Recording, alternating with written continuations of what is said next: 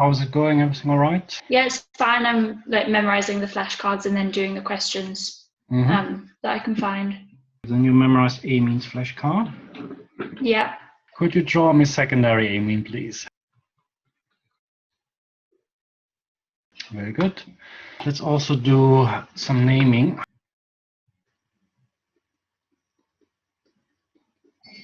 How would you call this one?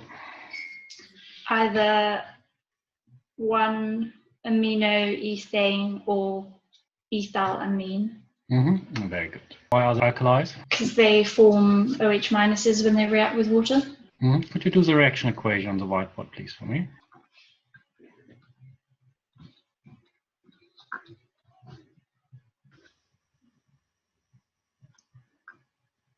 So the pH would be what, above or below 7? Above. Good. Why are aromatic amines weaker bases then? Because the lone pair on the nitrogen goes into the delocalized electron ring.